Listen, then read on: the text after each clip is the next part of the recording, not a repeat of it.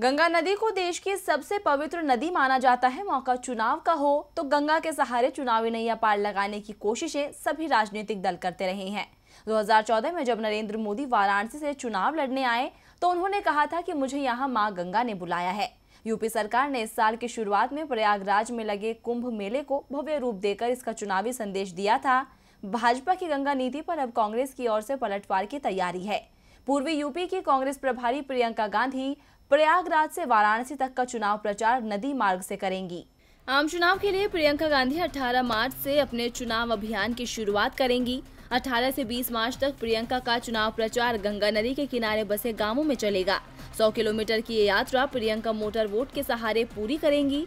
गंगा के किनारे बसे गांवों में उनकी आम सभाएं होंगी। कांग्रेस ने 1 दर्जन से ज्यादा सभाएं करने की योजना तैयार की है।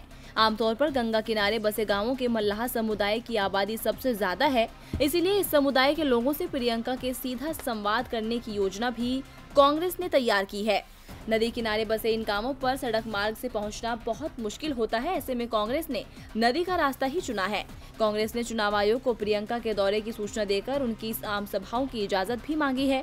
गंगा के रास्ते प्रयागराज से वाराणसी तक जाकर प्रियंका केंद्र की मोदी सरकार के गंगा सफाई अभियान की पोल खोलना चाहती हैं।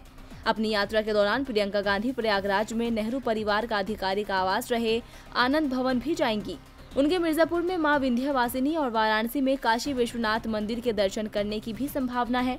प्रियंका गांधी प्रयागराज में विंध्याचल मिर्जापुर होते हुए वाराणसी पहुंचेंगी। कांग्रेस का टारगेट तकरीबन 100 किलोमीटर के नदी मार्ग में पड़ने वाली 12 लोकसभा सीटों को कवर करने का है।